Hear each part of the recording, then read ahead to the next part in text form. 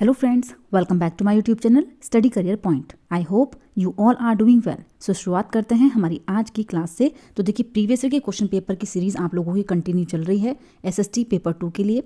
ठीक है, जो ये क्वेश्चन पेपर आप लोगों को आज कराया जा रहा है, तो देखिए इसमें जो आप लोगों को क्वेश्चन कराए गए हैं जनवरी के क्वेश्चन पेपर है, जनवरी 2024 का क्वेश्चन पेपर है, जिसका मैंने आप लोगों को 30 क्वेश्चन लास्ट क्लास में करा दिए हैं और बचे हुए क्वेश्चन आप लोगों के आज कंप्लीट हो जाएंगे। तो शुरुआत करते हैं फर्स्ट क्वेश्चन के साथ। तो देखिए स्त्री पुरुष तुलना नामक पुस्तक की रचना निम्न में से किस सुधारक द्वारा की गई थी? तो देखिए पंडिता रमाबाई द्वारा की गई, वीर शलिंगम पतंजलि के द्वारा की गई, ताराबाई शिंदे या फिर EV रामास्वामी नायकर। तो देखिए कौन सा यहाँ पर सही विकल्प हो जाता है? तो देखिए मल्टीपल टाइम पूछी गई पुस्तक है ये, किसके द्वारा लिखी गई है स्त्री पुरुष तुलना? तो वो है Tarabai Shinde, option number 3। Next question देखते हैं। देखिए नेक्स्ट क्वेश्चन यहाँ पर लिखा गया है, गेहूं और जौ जैसी फसल उगाने के सर्वप्रथम साक्ष्य निम्न में से किस स्थान में मिले हैं? सही विकल्प का चुनाव करें। तो देखिए गेहूं और जौ जैसे फसल उगाने के सर्वप्रथम जो साक्ष्य मिले हैं वो गारो हिल्स में मिले हैं, मालाबार हिल्स में मिले हैं, सुलेमान और किरथर हिल्स में मिले हैं या फिर नीलगिरी हिल्स में मिले हैं। तो देखिए कौन सा यहाँ पर सही विकल्प होगा? तो देखिए जो गेहूं और जौ फसल के साक्ष्य हैं वो कहाँ पर मिले? सुलेमान और किरथर हिल्स में मिले हैं। नेक्स्ट क्वेश्चन देखते हैं। देखिए नेक्स्ट क्वेश्चन यहाँ पर दिया गया है, तर्क और अभिकथन दिए गए हैं। देखिए अभिकथन ए है, रूढ़िबद्ध धारणाएं लोगों को ऐसे काम करने से रोकती है जिनमें वे अच्छे हैं। देखिए जो रूढ़िबद्ध धारणाएं होती हैं वो लोगों को ऐसे काम करने से रोकती हैं जिनमें वो अच्छे हैं, बिल्कुल सही पॉइंट हो जाता है। क्योंकि देखिए लड़कियां होती हैं, उनको बोल दिया जाता है कि आप ये काम नहीं करेंगे, आपके लिए काम अच्छा नहीं है, तो वो बच्चे उस चीज़ को नहीं कर पाते हैं। तर्क दिया गया है, रूढ़िबद्ध धारणाएं हमें व्यक्ति में अनोखे गुणों और कौशल को देखने से रोकती हैं तथा उन्हें एक ही प्रकार के खांचे में जड़ देती हैं। तो देखिए दोनों ही विकल्प यहाँ पर बिल्कुल सही हैं और आर जो है देखिए एक ही सही व्याख्या कर रहा है। नेक्स्ट क्वेश्चन देखते हैं। देखिए नेक्स्ट है, which of the following two gases make up the bulk of the atmosphere? Nitrogen and hydrogen, nitrogen oxygen, carbon dioxide और ऑक्सीजन या फिर ओजोन और हीलियम। तो देखिए वायुमंडल का अधिकांश कौन सी दो गैसें हैं? तो वो दो गैसें कौन सी हैं जो सबसे ज़्यादा वायुमंडल का भाग घेरती हैं? तो यहाँ पर कौन सा विकल्प सही हो जाएगा? तो देखिए नाइट्रोजन और ऑक्सीजन है जो सबसे ज़्यादा भाग घेरती हैं वायुमंडल का, ऑप्शन नंबर 3 यहाँ पर बिल्कुल सही होगा। नेक्स्ट क्वेश्चन देखते हैं। देखिए नेक्स्ट क्वेश्चन यहाँ पर है, कथनों ए और आर को ए और बी को ध्यान से पढ़ें। वेद समाज की स्थापना 1814 में मद्रास में की गई। वेद समाज आर्य समाज से प्रेरित था। तो देखिए कौन सा पॉइंट यहाँ पर सही हो जाएगा? तो देखिए वेद समाज की जो स्थापना है वो 1864 में मद्रास में हुई थी, ये तो बिल्कुल सही है, लेकिन जो वेद समाज था वो आर्य समाज से प्रेरित था, तो ये पॉइंट यहाँ पर गलत हो जाता है। तो देखिए ए सही है लेकिन बी यहाँ पर क्या है? गलत है। नेक्स्ट क्वेश्चन देखते हैं। देखिए नेक्स्ट यहाँ पर दिया गया है, 1929 में, देखिए 1929 में बाल विवाह निषेध अधिनियम पारित किया गया। इस अधिनियम के अनुसार पुरुष और महिला के लिए शादी की न्यूनतम आयु क्रम से कितनी रखी गई? तो देखिए जो आयु थी वो मिनिमम कितनी रखी गई थी यहाँ पर? 20 वर्ष और 18 वर्ष, 18 वर्ष और 16 वर्ष, 21 वर्ष तथा 18 वर्ष या फिर 18, 17 वर्ष और 15 वर्ष। तो देखिए जो 1929 में जो बाल विवाह निषेध अधिनियम पारित हुआ था उसमें जो आयु निर्धारित की गई थी वो आयु कितनी थी? तो वो थी यहाँ पर 18 वर्ष थी, किसकी? पुरुषों के लिए, और 16 वर्ष थी महिलाओं के लिए। नेक्स्ट देखते हैं। देखिए नेक्स्ट क्वेश्चन यहाँ पर है, भारत और बांग्लादेश पटसन, जो जूट होता है, जूट के अग्रणी उत्पादक हैं। पटसन की वृद्धि को बल प्रदान करने वाले कथनों का चयन कीजिए।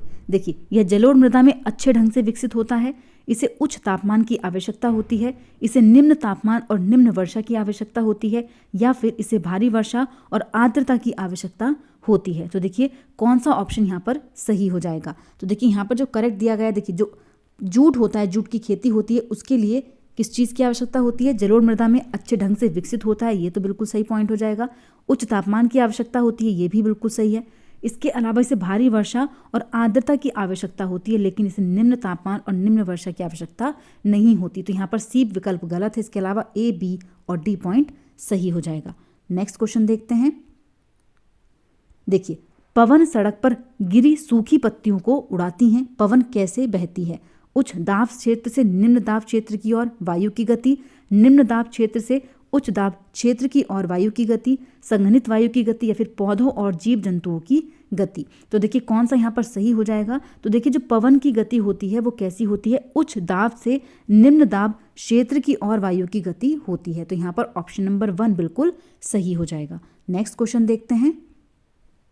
देखिए पृथ्वी पर उष्ण कटिबंधीय क्षेत्र सबसे अधिक ऊष्मा प्राप्त करते हैं क्योंकि यह स्थल रुद्ध हैं, यह महासागरों से घिरी हैं, दोपहर का सूर्य ठीक सिर के ऊपर होता है, या फिर यहाँ सूर्य की किरणें तिरछी होती हैं। तो देखिए जो उष्ण कटिबंधीय क्षेत्र होते हैं यहाँ सबसे अधिक ऊष्मा क्यों होती है, क्योंकि देखिए यहाँ पर एक चीज़ सबसे मेन है कि जो दोपहर का सूर्य होता है वो ठीक सर के ऊपर होता है। ठीक है, जो दोपहर का सूर्य होता है वो कहाँ पर होता है, सर के ठीक ऊपर होता है।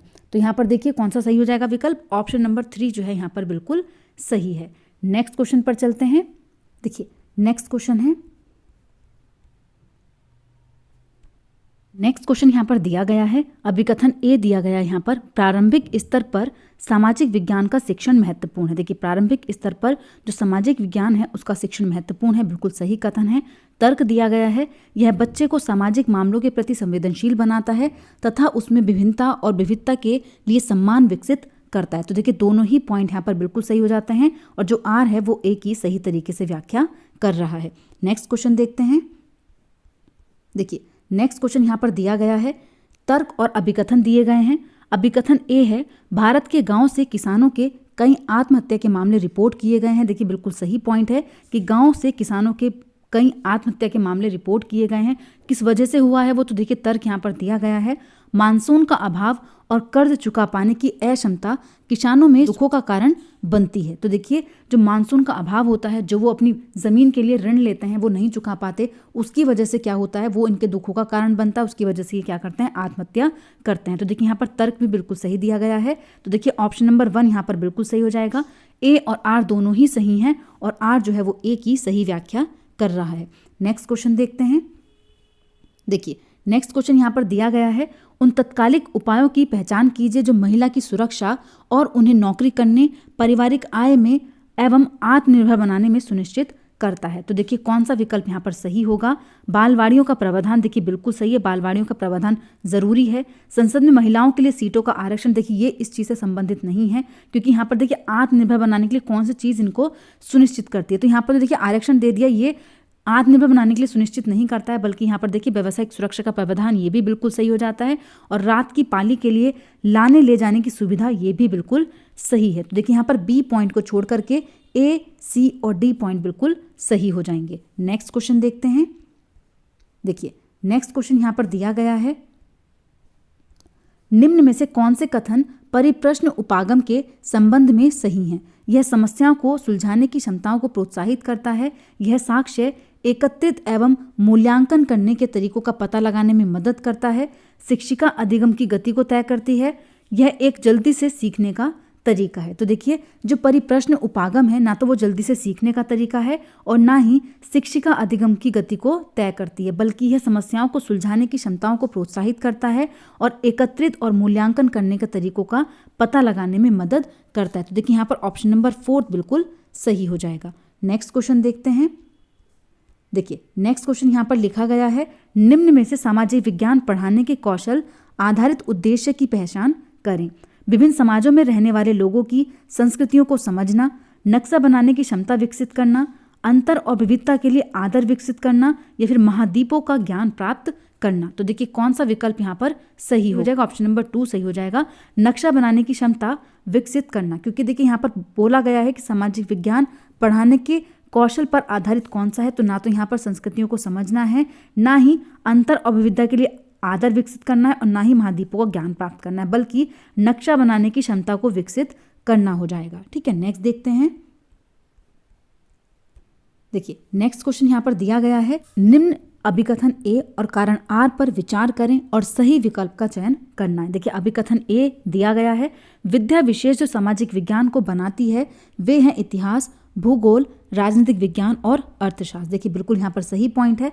कारण दिया गया है, इन विद्या विशेषों में अंतः संबंध है। तो देखिए ये पॉइंट भी यहाँ पर बिल्कुल सही हो जाएगा। तो देखिए ऑप्शन नंबर 1 बिल्कुल सही है। यहाँ पर ए और आर दोनों सही हैं और आर जो है वो ए की सही व्याख्या कर रहा है। नेक्स्ट देखते हैं। देखिए नेक्स्ट क्वेश्चन यहाँ पर दिया गया है, सामाजिक विज्ञान के मूल्यांकन के दौरान निम्नलिखित प्रश्न इसका उद्देश्य समझने में मदद करेंगे। देखिए मूल्यांकन के दौरान की बात यहाँ पर की गई है। फर्स्ट पॉइंट है, पाठ्यक्रम में किन कौशलों पर बल दिया गया है। देखिए जो पाठ्यक्रम है उसमें किन किन कौशलों पर बल दिया गया है, तो ये पॉइंट यहाँ पर बिल्कुल सही हो जाएगा, उद्देश्य समझने के लिए मदद करेगा।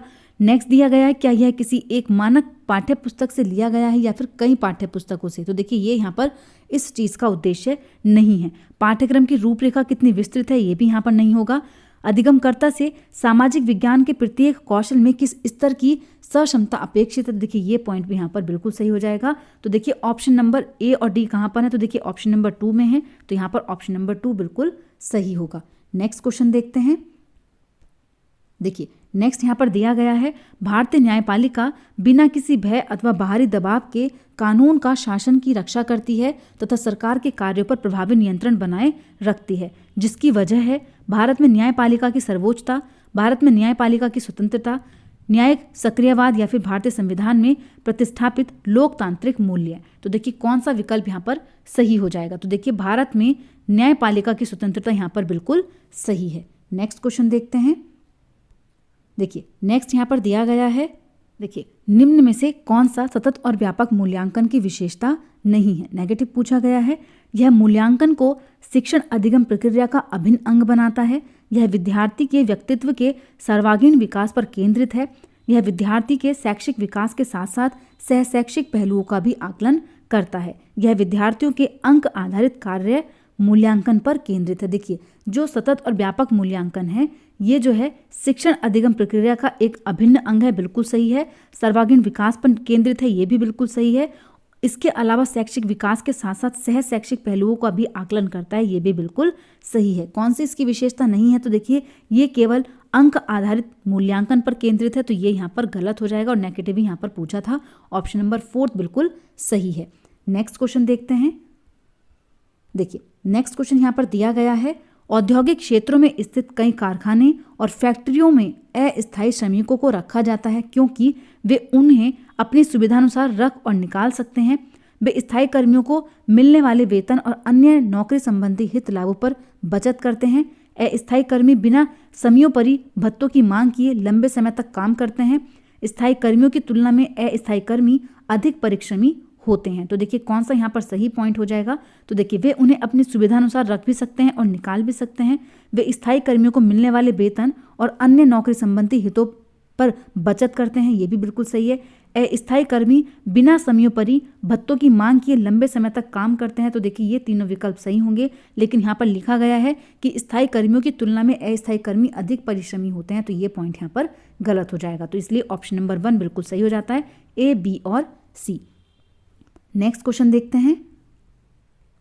देखिए नेक्स्ट क्वेश्चन यहाँ पर लिखा गया है, ऐसा संभव है कि आपकी कक्षा में हाशियाई समुदाय के छात्र भी हों, इसलिए जब आप हाशियीकरण पर कक्षा में बात कर रहे हों तो विषय प्रस्तुत करते हुए आपको निम्न में से किन बातों का ध्यान रखना चाहिए। तो देखिए कौन सी बातों का ध्यान आप यहाँ पर रखेंगे।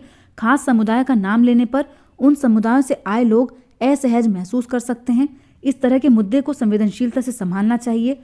कुछ छात्र अपने साथ हुए भेदभाव को साझा करने में शर्मिंदा महसूस कर सकते हैं। विद्यार्थियों से जबरन अपने अनुभव साझा कराने चाहिए। तो देखिए जबरन कोई चीज़ आप बच्चों से नहीं कराओगे। इसके अलावा ये देखिए तीनों ही पॉइंट यहाँ पर बिल्कुल सही हो जाते हैं। ऑप्शन नंबर 3 बिल्कुल सही है। नेक्स्ट क्वेश्चन देखते हैं। देखिए नेक्स्ट क्वेश्चन यहाँ पर दिया गया है, निम्न में से कौन सी परियोजना कार्य की विशिष्टता या फिर विशेषताएं हैं। तो देखिए कौन सी यहाँ पर होंगी। यह विद्यार्थियों को पाठ्य पुस्तक से आगे जाने का मौका देती हैं। तो देखिए ये पाठ्य पुस्तक से आगे जाने का मौका देती हैं, बिल्कुल सही है। परियोजना कार्य घर पर ही करना चाहिए ताकि कक्षा में शिक्षण के लिए अधिक समय मिल सके। तो देखिए ये विकल्प यहाँ पर गलत होगा। नेक्स्ट है, सामूहिक परियोजना कार्य विद्यार्थियों में सहयोगात्मक कौशल के विकास में मदद करती है। तो देखिए ये पॉइंट भी बिल्कुल सही हो जाएगा। ऑप्शन नंबर 3 यहाँ पर सही है।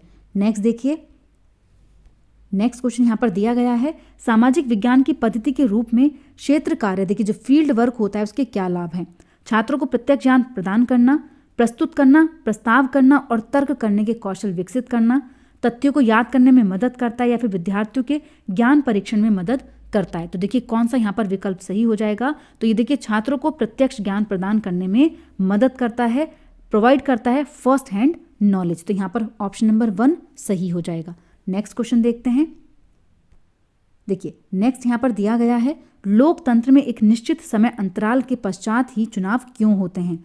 सरकार का उत्तरदायित्व सुनिश्चित करने के लिए, दलों की समान राजनीतिक भागीदारी सुनिश्चित करने के लिए, राजनीतिक वाद विवाद और जन संवाद को प्रोत्साहित करने के लिए, या फिर यह एक प्रथागत प्रक्रिया है? तो देखिए कौन सा यहाँ पर सही विकल्प हो जाएगा। देखिए सरकार का उत्तरदायित्व सुनिश्चित करने के लिए बिल्कुल सही है। इसके अलावा दलों की समान राजनीतिक भागीदारी सुनिश्चित करने के लिए और राजनीतिक वाद विवाद तथा जन संवाद को प्रोत्साहित करने के लिए ये भी सही है, लेकिन ये एक प्रथागत प्रक्रिया है, ये यहाँ पर गलत होगा। इसलिए ऑप्शन नंबर 1 यहाँ पर सही हो जाएगा।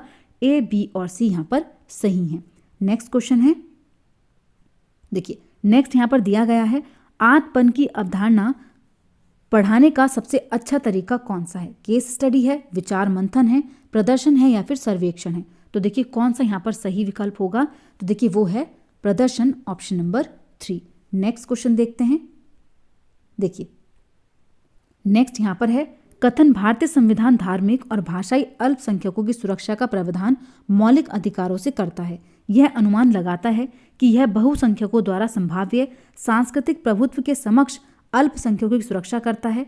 यह बहुसंख्यकों द्वारा किसी तरह के भेदभाव से अल्पसंख्यकों की सुरक्षा करता है, या फिर यह अल्पसंख्यकों के हितों की सुरक्षा करता है, या यह अल्पसंख्यकों को आर्थिक अवसरों की गारंटी प्रदान करता है? तो देखिए कौन सा यहाँ पर सही विकल्प होगा। तो देखिए यह बहुसंख्यकों द्वारा संभाव्य सांस्कृतिक प्रभुत्व के समक्ष अल्पसंख्यकों की सुरक्षा करता है, ये भी बिल्कुल सही है। बी पॉइंट भी यहाँ पर सही है और सी भी यहाँ पर सही है, लेकिन यह अल्पसंख्यकों को आर्थिक अवसरों की गारंटी प्रदान करता है, ये यहाँ पर गलत हो जाएगा। इसलिए ऑप्शन नंबर 1 यहाँ पर बिल्कुल सही है।